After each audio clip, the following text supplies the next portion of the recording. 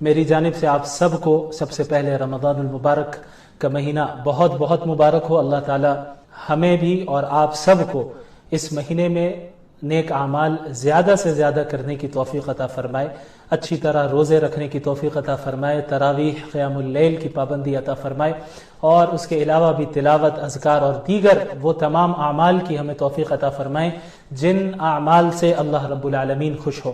چونکہ رمضان المبارک ایسا مہینہ ہے جس میں قرآن کریم کا نزول ہوا، شہر رمضان الذی انزل فیہ القرآن، کہ رمضان المبارک ایک ایسا مہینہ ہے جس میں قرآن کریم کا نزول ہوا ہے، ھدی للناس وبینات من الھدی والفرقان، جو کہ تمام انسانیت کے لیے ہدایت نامہ ہے، تمام انسانیت کے لیے ہدایت نامہ ہے۔ لہذا قرآن اور رمضان کا آپس میں بہت گہرا تعلق ہے۔ تو اسی وجہ سے آپ دیکھتے ہیں کہ ہم الحمدللہ تراویح میں بھی قرآن کی تلاوت کرتے ہیں، اس کے علاوہ رمضان میں قرآن کو پڑھنے کا بڑا اہتمام ہوتا ہے۔ تو انشاءاللہ ہمارا ارادہ یہ ہے کہ روزانہ اس پورے رمضان میں اللہ رب العالمین نے اگر چاہا تو انشاءاللہ روزانہ ہر پارے یعنی ہر جز کا خلاصہ آپ کے سامنے پیش کر دیا جائے۔ مثلا آج رمضان کی پہلی رات ہے، آج آپ لوگوں نے تراویح پڑھی ہوگی جس میں اکثر لوگوں نے پہلے پارے کی تلاوت سنی ہوگی۔ تو اب پہلے پارے میں اللہ تعالیٰ نے کیا فرمایا ہے، آپ نے جس پارے کو سنا ہے تلاوت میں، نماز میں، تراویح میں، اس میں اللہ رب العالمین کیا کہنا چاہتا ہے۔ تو ظاہر ہم ایک ایک آیت کی تفسیر میں تو نہیں جائیں گے، اور چونکہ رات کا بھی وقت ہے تو اس لیے بہت سے لوگوں کے پاس بہت لمبا وقت بھی نہیں ہوتا ہے، اس لیے ہم کوشش کریں گے بالکل مختصر انداز میں، بالکل بریفلی ہر پارے کا خلاصہ روزانہ آپ کے سامنے پیش کیا جائے انشاءاللہ تعالی، اللہ رب العالمین نے اگر توفیق دی تو ہم ابتدا کرتے ہیں قرآن کریم کے پہلے پارے سے۔ لیکن قبل اس کے کہ ہم پہلے پارے کے خلاصہ کو جانے سمجھیں کہ اللہ نے اس پارے میں کیا کہا ہے، ہمیں قرآن کے حقوق کو سمجھ لینا چاہیے کہ قرآن کے جو رائٹس ہیں ہم کس طرح ان رائٹس کو ادا کریں۔ آپ کو معلوم ہونا چاہیے کہ علماء کرام نے قرآن کے تقریباً 6 رائٹس گنوائے ہیں۔ سب سے پہلا حق قرآن کریم کا یہ ہے کہ ہم اس پر ایمان لے آئے۔ قرآن کریم ایسی کتاب ہے جسے کسی انسان نے نہیں لکھا، کسی انسان کی جانب سے، کسی مخلوق کی جانب سے یہ کتاب نہیں آئی ہے، بلکہ یہ کتاب اللہ رب العالمین کا کلام ہے۔ لہٰذا الحمدللہ رب العالمین سے لے کر من الجنۃ والناس تک ایک ایک آیت، بلکہ ایک ایک ورڈ، بلکہ ایک ایک حرف اللہ رب العالمین کی جانب سے ہے، کسی اور کا کلام نہیں ہے، یہ کسی اور کا یہ حروف نہیں ہے، اور میننگ بھی اللہ کی طرف سے ہے اور الفاظ بھی اللہ کی طرف سے ہے۔ اور یہ وہ کتاب ہے جس کو فالو کرنے میں، جس کی اطاعت کرنے میں نجات ہے، اور جس کی مخالفت کرنے میں صرف گمراہی ہے اور خسارہ ہے۔ لہٰذا قرآن کا سب سے پہلا حق ہے اس پر ایمان لے آنا، تو یہ ہے پہلی چیز۔ تو اب ہم قرآن کو پڑھنے سمجھنے جا رہے ہیں تو اس سے پہلے اپنے ایمان کو ہم کی تجدید کر لیں، تازہ کر لیں اپنے ایمان کو، کہ بھئی ہم اللہ کے اس قرآن پر مکمل ایمان لاتے ہیں۔ دوسری چیز قرآن کریم کی تعظیم کرنا، احترام کرنا، عزت کرنا، کہ جس طرح رسول اللہ صلی اللہ علیہ وسلم نے قرآن کریم کی تعظیم کرنا ہمیں سکھایا ہے، اس کتاب کی ہم اسی طرح عزت کریں گے، بھرپور احترام کریں گے۔ نمبر 3 قرآن کریم کی تلاوت کرنا اچھے انداز میں، تجوید کے ساتھ۔ تراویح بھی ایسی جگہ پہ پڑھے جہاں پر قرآن کی اچھی طرح تلاوت کی جاتی ہے، الفاظ سمجھ میں آتے ہوں، آیتیں سمجھ میں آتی ہوں صاف صاف، ایسی جگہ میں ہی آپ تراویح کی نماز پڑھیں۔ 3 دن اور 5 دن اور 10 دن کی جو تراویح ہوتی ہے، آپ کو اندازہ ہے، آپ لوگوں کو معلوم ہونا چاہیے کہ کس طرح تلاوت کی جاتی ہے۔ وہ قرآن کا حق نہیں ہے، قرآن کا حق ادا نہیں ہوتا ہے، بلکہ یہ اللہ کی ناراضگی کا سبب بنتا ہے۔ ایک شخص حضرت عبداللہ بن مسعود رضی اللہ عنہ کے پاس آتا ہے اور کہتا ہے کہ حضرت عبداللہ، میں نے رات میں نماز پڑھی اور بہت لمبی لمبی صورتیں پڑھی، 1 رکعت میں، 2 رکعت میں بہت لمبی لمبی تلاوت کی میں نے۔ تو حضرت عبداللہ بن مسعود فرماتے ہیں حذًا کحذ الشعر، کہ جس طرح شعر و شاعری کو جلدی جلدی پڑھا جاتا ہے ویسے پڑھ کے آ رہے ہو۔ اللہ کے نبی صلی اللہ علیہ وسلم جب تلاوت کیا کرتے تھے تو ایک ایک آیت صاف صاف بالکل سمجھ میں آتی تھی۔ تو قرآن کو تجوید کے ساتھ، ترتیل کے ساتھ پڑھنا یہ بھی قرآن کا حق ہے۔ چوتھی چیز یہ ہے کہ اب جو ہم پڑھ رہے ہیں اس کو سمجھنا، کہ قرآن کریم صرف پڑھنے کی کتاب نہیں ہے، سمجھنے کی بھی کتاب ہے، اور یہ سمجھنا صرف علماء کا کام نہیں ہے۔ اللہ تعالیٰ نے قرآن کریم میں فرمایا کتاب انزلناہ الیک مبارک لیدبروا آیاتہ ولیتذکر اولو الالباب، کہ یہ مبارک کتاب ہے جسے ہم نے نازل کیا ہے آپ پر اسی لیے نازل کیا ہے اس مبارک کتاب کو تاکہ لوگ اس پہ غور و فکر کریں، تدبر کریں۔ تو یہ ہدایت کی کتاب ہے نا، نصیحت حاصل کرنے کی کتاب ہے۔ تو جب ہم سمجھیں گے ہی نہیں کہ قرآن میں کیا کہا گیا ہے تو ہم ہدایت کیسے حاصل کر سکتے ہیں؟ پانچویں چیز ہے قرآن پر عمل کرنا۔ دیکھیں اسلام میں علم کے ساتھ عمل کی بڑی اہمیت ہے۔ صرف علم بلا عمل ہو تو پھر ایسے علم کا کوئی فائدہ نہیں بلکہ نقصان ہے، وبال ہے۔ تو بلا علم کے عمل بھی درست نہیں اور بلا عمل کے علم بھی درست نہیں، بلکہ علم بالعمل ہونا چاہیے کہ علم بھی ہو اور عمل بھی ہو۔ لہٰذا قرآن کریم میں ہم جو پڑھیں گے سمجھیں گے یا جو خلاصہ اس لائیو سیشنز کے ذریعے آپ لوگوں کے سامنے پیش کیا جائے گا، ظاہر ہے پورے قرآن کی تفسیر نہیں آ سکتی لیکن بس ایک خلاصہ پیش کرنے کی کوشش کریں گے، اس کو بھی سمجھنا ہے اور اس پر عمل کرنا ہے، پریکٹس کرنا ہے، یہ بہت ضروری ہے۔ چھٹی چیز ہے کہ قرآن کریم کی تبلیغ کرنا۔ دیکھیں یہ امت جو ہے امت محمدیہ صلی اللہ علیہ وسلم، یہ امت دعوت ہے، یہ امت دعوت ہے، یہ امت بھیجی گئی ہے تمام انسانیت کے لیے، صرف اپنے لیے نہیں۔ آپ صرف اپنے لیے قرآن پڑھ کے سمجھ لیں عمل کر لیں یہ کافی نہیں ہے، بلکہ اسے پڑھنا ہے، سمجھنا ہے، ایمان لانا ہے، عمل کرنا ہے، پھر تبلیغ بھی کرنی ہے، دوسروں تک پہنچانا ہے، تمام انسانیت تک پہنچانا ہے اس قرآن کریم کے پیغام کو، کیونکہ یہ ہدی للناس ہے، تمام انسانیت کے لیے ہدایت نامہ ہے۔ تو اب سب سے پہلے جو ویورز جڑے ہوئے ہیں میں ان کو مبارکباد دینا چاہتا ہوں کہ یہ بھی جو آپ لائیو میں یہاں پر جڑے ہیں اور اس وقت اس قرآن کے خلاصہ کو سننے کے لیے اور قرآن کو سمجھنے کے لیے آپ دیکھ رہے ہیں اس وقت، یہ کوئی معمولی بات نہیں ہے، آپ اپنے سے نہیں آئے بلکہ اللہ نے آپ کو توفیق دی ہے۔ اللہ نے آپ کو اس بات کی توفیق دی ہے کہ آپ کچھ وقت نکالیں اپنے بزی شیڈیول سے تاکہ آپ اس کے کلام کو سمجھ سکیں، یہ بہت بڑی توفیق ہے۔ تو سب سے پہلے آپ حضرات کو مبارکباد دینا چاہتا ہوں کہ آپ رمضان کی پہلی رات میں اس مبارک کام میں آپ حصہ لے رہے ہیں، جزاکم اللہ خیرا۔ تو یہ جو 6 حقوق ہیں قرآن کریم کے، تو ان پر ہمیں سب سے پہلے عمل بھی کرنا ہے قرآن کو سمجھتے ہوئے، ٹھیک ہے؟ مختصراً میں بتا دوں، ایمان لانا، تعظیم کرنا، اچھے انداز میں تجوید کے ساتھ تلاوت کرنا، اس کے بعد ہے عمل کرنا، اس کو سمجھنا، نمبر 5 ہے اس پر عمل کرنا، اور اس کے بعد ہے کہ اس قرآن کریم کی تبلیغ کرنا، یہ بہت ضروری ہے۔ تو اب آئیں اب ہم پہلے پارے کی طرف بڑھتے ہیں۔ قرآن کی ابتدا ہوتی ہے سورۃ الفاتحہ سے۔ سب کو معلوم ہے فاتحہ کا مطلب کیا ہوتا ہے؟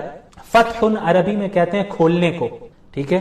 تو اس سورت کو فاتحہ اس لیے کہا گیا چونکہ یہ سورت پورے قرآن کی بگننگ میں ہے، شروع میں ہے، تو گویا یہ سورت پورے دیگر سورتوں کو اور پورے قرآن کو کھول رہی ہے، اسٹارٹنگ یہاں سے ہو رہی ہے، بگننگ یہاں سے ہو رہی ہے پورے قرآن کی، تو اس وجہ سے اس سورت کو الفاتحہ کہا جاتا ہے۔ اس کے علاوہ بھی سورت الفاتحہ کے بہت سے نام ہیں اور علماء نے مختلف نام گنوائے ہیں، جن میں ام الکتاب بھی کہا جاتا ہے سورت الفاتحہ کو، اس کے علاوہ ام القرآن بھی کہا جاتا ہے۔ ام القرآن کا مطلب کیا ہوا؟ پورے قرآن کی اصل۔ ام القرآن سورت الفاتحہ کو کیوں کہا جاتا ہے؟ بہت اہم سورت ہے۔ کیوں کہا جاتا ہے؟ کیونکہ یہ سورت ایسی ہے جس میں پورے قرآن کا نچوڑ موجود ہے۔ پورے قرآن میں کیا ہے؟ توحید کا ذکر ہے، رسالت کا ذکر ہے، قیامت آخرت کا ذکر ہے، احکامات کا ذکر ہے کہ اللہ نے جو آرڈرز دیے ہیں، ماننے والوں کا ذکر ہے، نہ ماننے والوں کا ذکر ہے۔ تو یہ ساری چیزیں پورے قرآن میں تفصیل کے ساتھ پھیلی ہوئی ہیں پورے 30 پارے میں، لیکن سورۃ الفاتحہ میں ان تمام چیزوں کا نچوڑ موجود ہے۔ سورۃ الفاتحہ میں ان تمام چیزوں کا خلاصہ، اس کی سمری موجود ہے، اس لیے اس سورۃ الفاتحہ کو ام القرآن بھی کہا جاتا ہے کہ پورے قرآن کی اصل ہے، یہ پورے قرآن کی اصل ہے۔ تو اب وہ کیسے؟ اب آپ دیکھیں، الحمدللہ رب العالمین الرحمن الرحیم، تمام تعریفیں اس اللہ کے لیے جو تمام عالم کا رب ہے، بڑا رحمان ہے اور رحیم ہے، رحم کرنے والا ہے۔ تو اس میں توحید داخل ہے کہ ایک اللہ کی عبادت کرنے کی طرف بلایا جا رہا ہے، ایک اللہ کی تعریف کرنے کی طرف بلایا جا رہا ہے۔ تو پورے قرآن میں جہاں توحید کی تفصیل موجود ہے، سورۃ الفاتحہ میں اس کا نچوڑ موجود ہے۔ یہ پہلی آیت میں توحید کی دعوت دی جا رہی ہے۔ توحید کسے کہتے ہیں؟ ایک اللہ کو ماننا، اللہ کی ذات میں بھی کسی کو شریک نہیں ٹھہرانا، اللہ کی صفات میں بھی کسی کو شریک نہیں ٹھہرانا۔ عبادت کے لائق بھی صرف اللہ ہے، دعا بھی اگر کسی سے مانگی جائے گی صرف اللہ سے مانگی جائے گی، عبادت بھی کسی کے سامنے کی جائے گی تو صرف اللہ سے کی جائے گی۔ جیسا کہ یہاں پہ ایاک نعبد و ایاک نستعین، اس میں احکامات کا بھی بیان ہے کہ ہم آپ کی ہی عبادت کرتے ہیں اور آپ سے ہی مدد چاہتے ہیں۔ تو مدد کس سے چاہیں گے؟ صرف اللہ رب العالمین سے. سوال کس سے کریں گے؟ اللہ رب العالمین سے. رزق دینے والا اللہ ہے، روزی دینے والا اللہ ہے، اولاد دینے والا اللہ ہے، نعمتوں کو دینے والا بھی اللہ ہے، نعمتوں کو واپس لینے والا بھی اللہ ہے. تو سوال کس سے ہوگا؟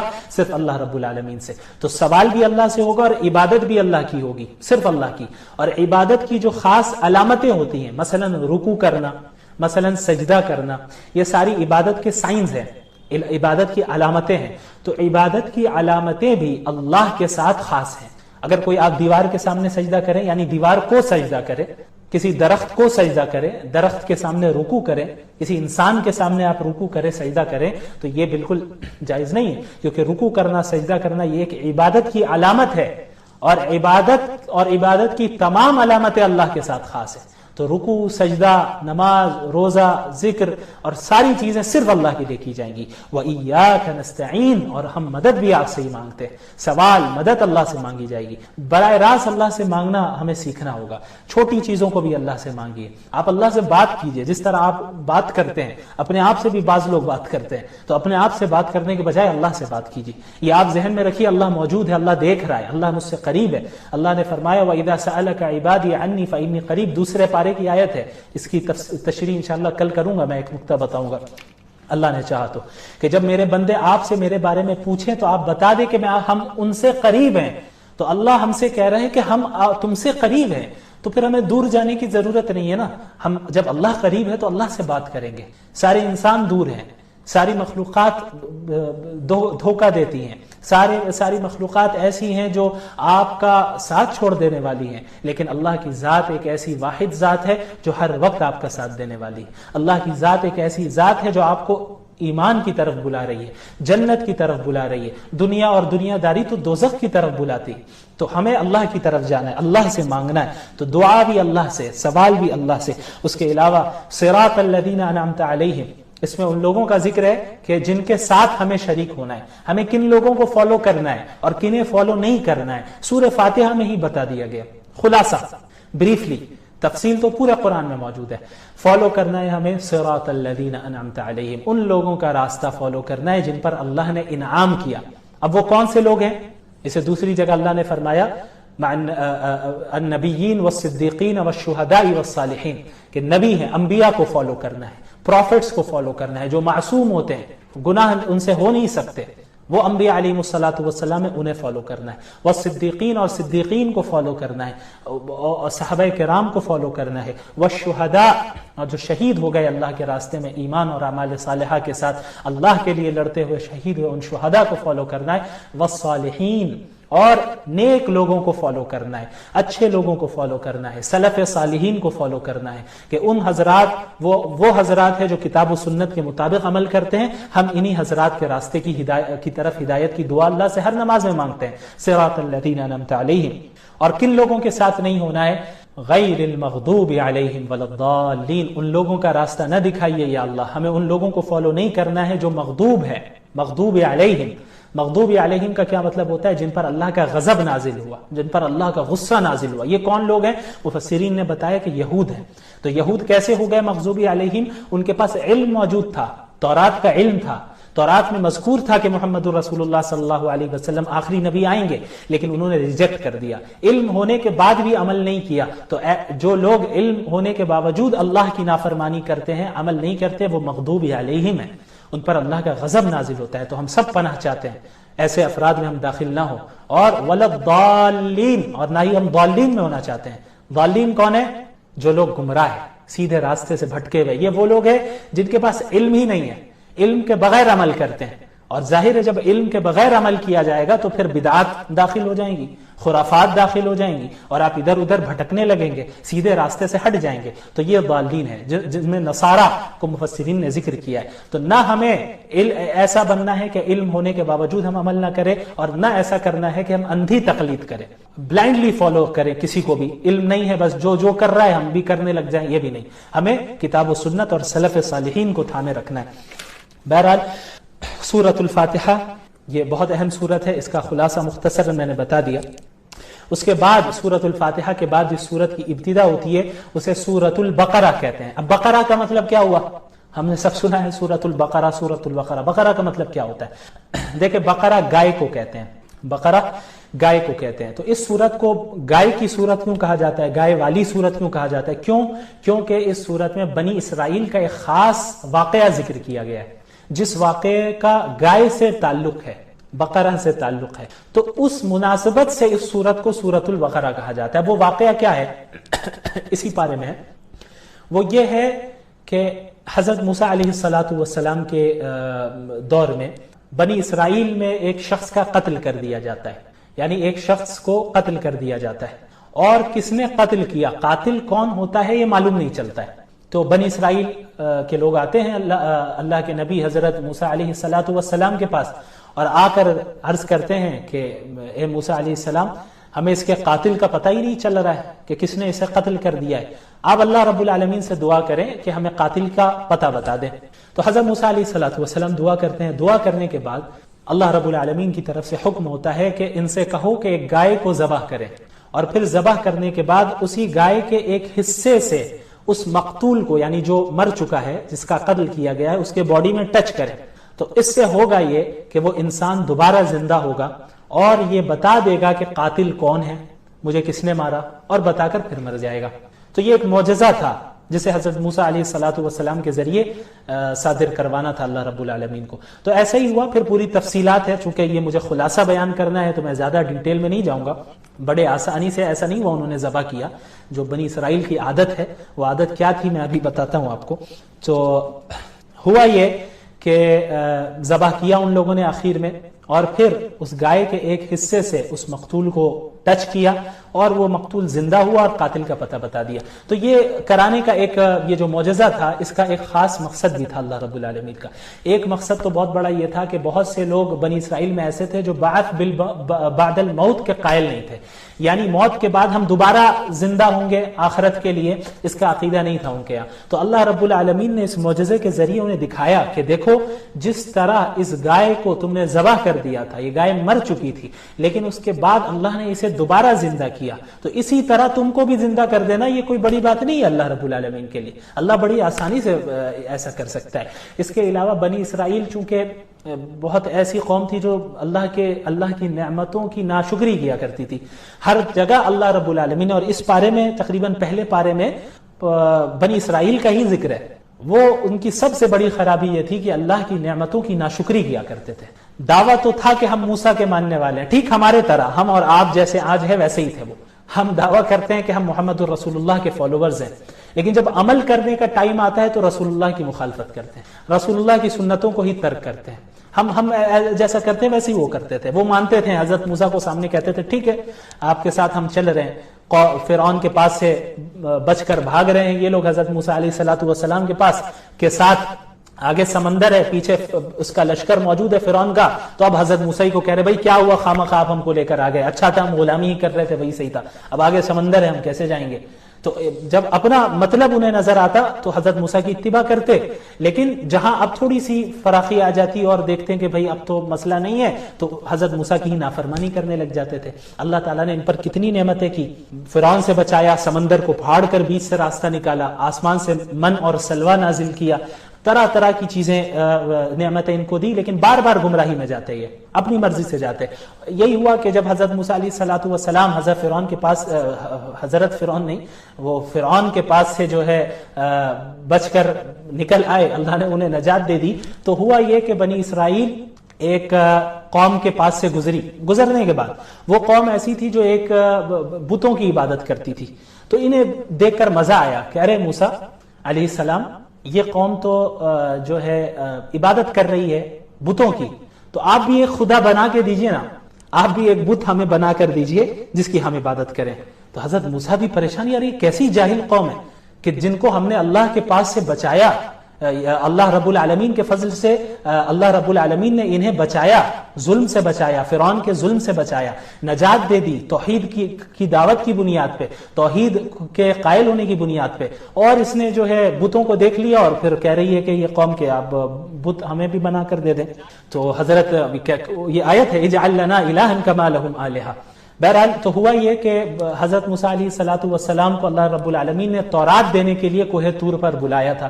40 راتوں کے لیے. اس کی تفصیل گزرے گی جب میں انشاءاللہ بتاؤں گا.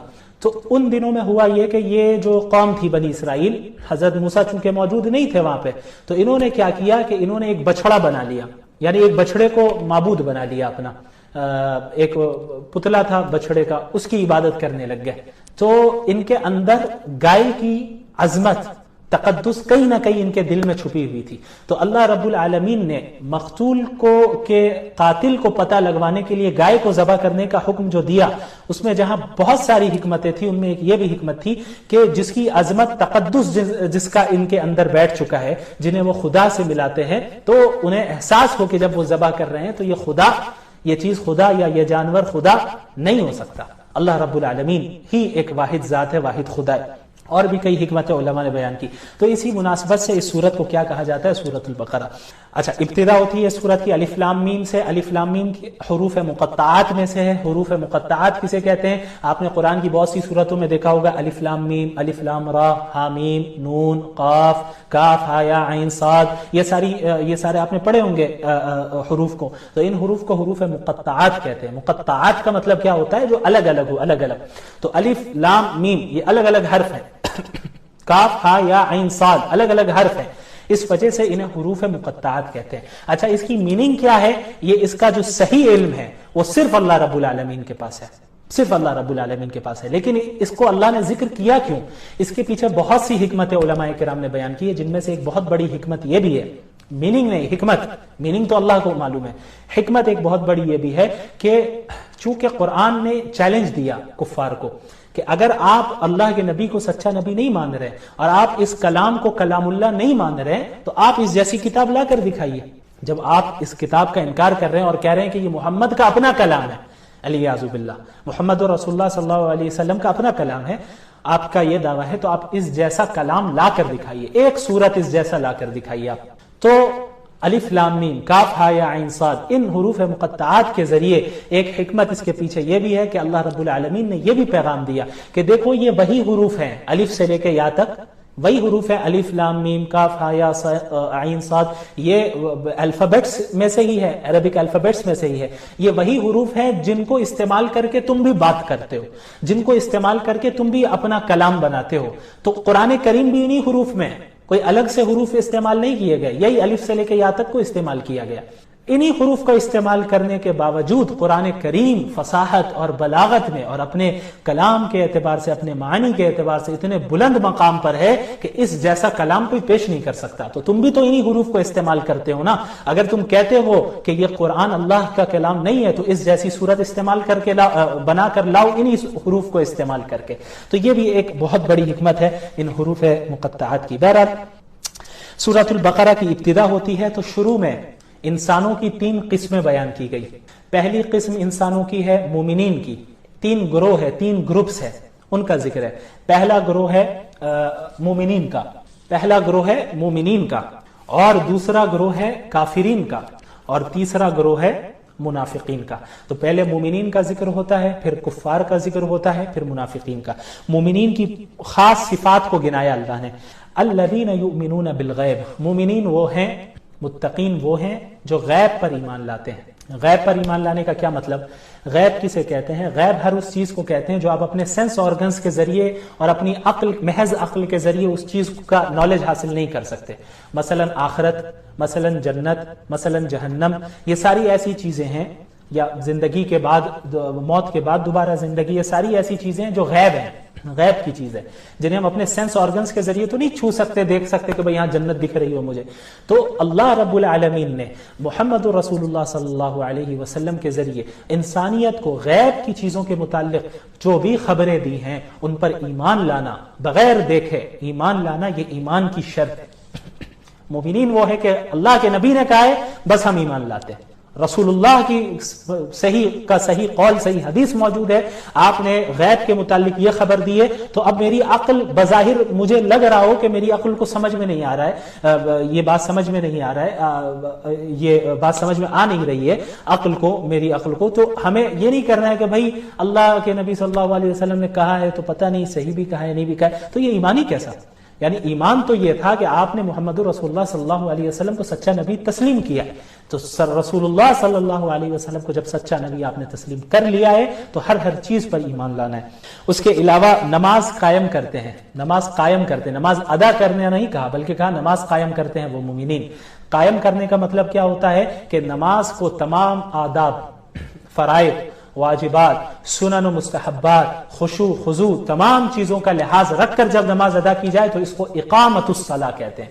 تو یہ مومنین وہ ہیں جو نماز کو قائم کرتے ہیں۔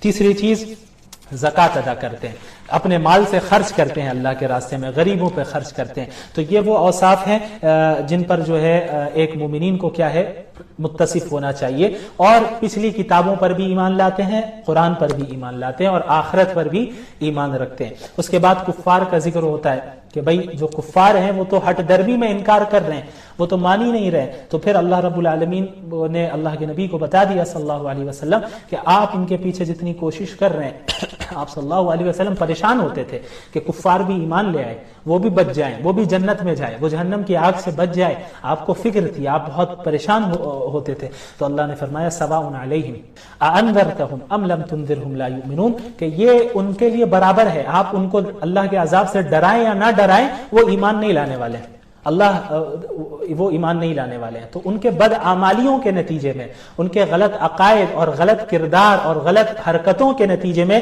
ان کو دنیاوی سزا ہی یہ ملی ہے کہ ان کے دلوں پر، ان کے کانوں پر مہر لگ چکی ہے اور آنکھوں پر پردہ پڑ چکا ہے، تو حق کو وہ قبول نہیں کر سکتے۔ اپنی آنکھوں سے دکھ تو رہا ہے، حق بات سن تو رہے ہیں، لیکن حق کو وہ قبول نہیں کریں گے۔ تو یہ کفار کا ہے، تو ان کے لیے اللہ نے عذاب کا وعدہ کیا ہے۔ اس کے بعد پھر منافقین کا ذکر ہوتا ہے، اور کثرت سے ان کے برے اوصاف کو، ان کی صفات کو بیان کیا جاتا ہے۔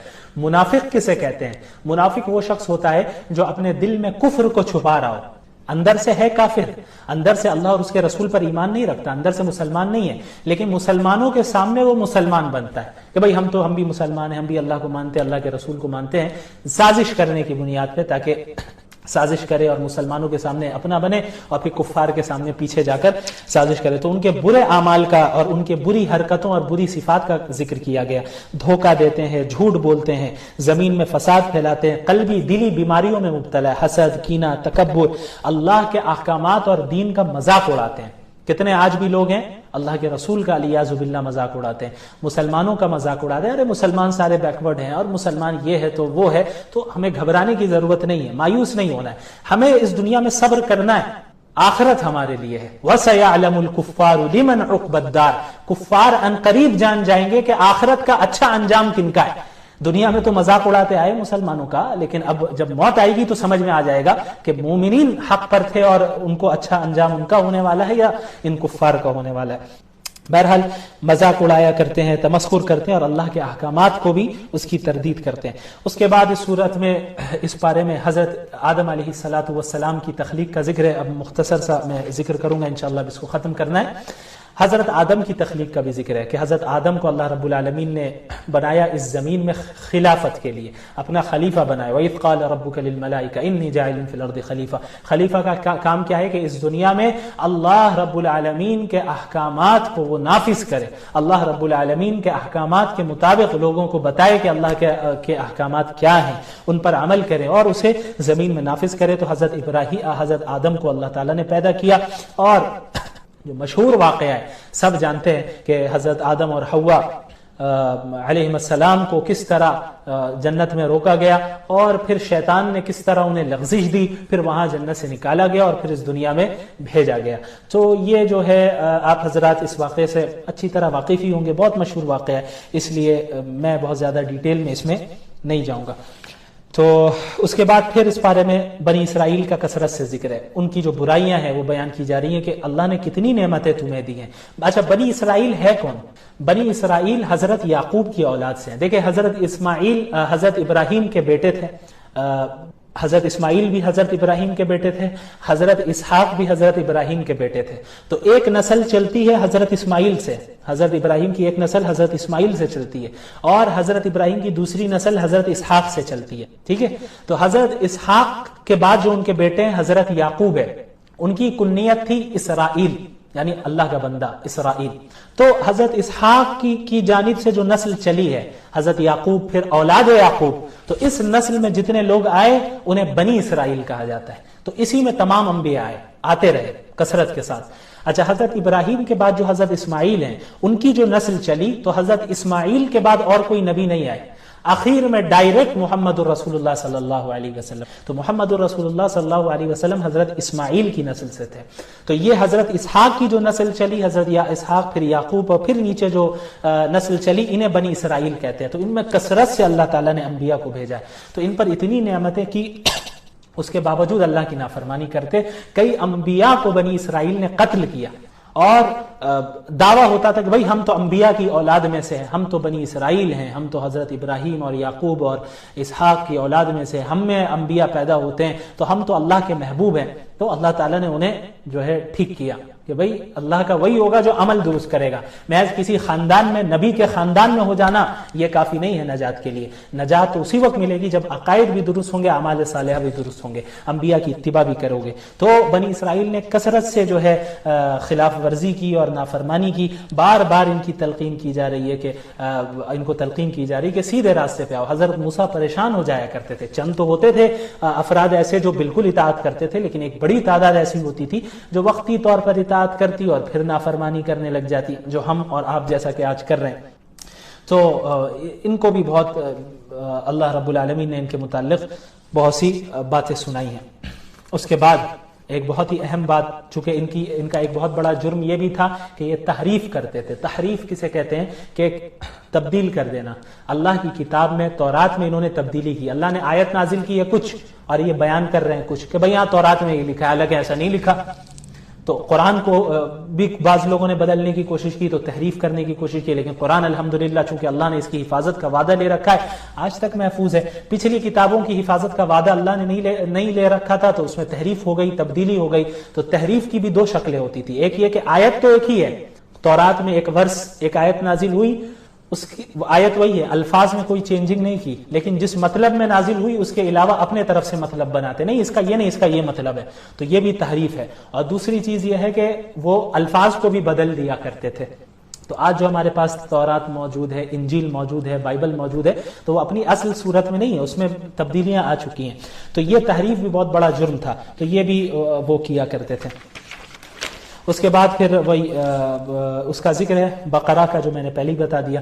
اس کے بعد ہاروت اور ماروت کا ذکر ہے. ہاروت اور ماروت دو اچھا, یہودیوں میں ایک بہت بڑا جرم سحر کا بھی تھا. سحر کیا کرتے تھے یہ, اور آج بھی بہت زیادہ ہے ان میں کہ سحر کرتے اور سحر کے ذریعے میاں بیوی کے درمیان تفریق پیدا کرتے, سحر کر کے لوگوں کو تکلیف پہنچاتے. تو سحر کرنا کفر ہے, اتنا بڑا جرم ہے, اس کے باوجود یہود کیا کرتے تھے. تو اللہ رب العالمین نے جو آیت نازل کی وما انزل علی الملکین ببابل ہاروت و ماروت, تو اللہ رب العالمین نے ہاروت اور ماروت نامی دو فرشتوں کو ان کے یہاں بھیجا, ان کے پاس اتارا اور سحر کا علم سکھا کر بھیجا.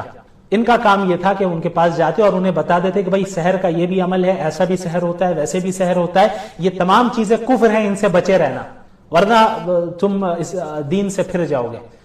ان چیزوں میں کوئی اختیار نہ کرنا, سحر نہ کرنا اور نہ کروانا. لیکن اس کے باوجود ان لوگوں نے وہ کیا کرتے تھے, ہاروت ماروت کے پاس جاتے ہیں اور سیکھ لیتے ہیں کہ بھئی یہاں آپ کو کیا معلوم ہے, بتائیے کون کون سی چیزیں ہیں, کس طرح سحر کیا جاتا ہے, کون کون سا عمل ہے. تو وہ بتانے سے پہلے بھی بول دیتے تھے کہ دیکھو یہ کفر ہے کرنا, میں تمہیں سمجھا دے رہا ہوں کہ یہ بھی طریقہ ہے کہ ان تمام طریقوں سے تم بچے رہو, اس لیے سمجھایا جا رہا ہے. لیکن وہ لوگ جاتے ان کے سامنے کہ ہاں آپ سمجھائیے, اور سمجھانے کے بعد سیکھ لیتے نئے نئے طریقے اور پھر سحر کرتے دوسروں کے اوپر.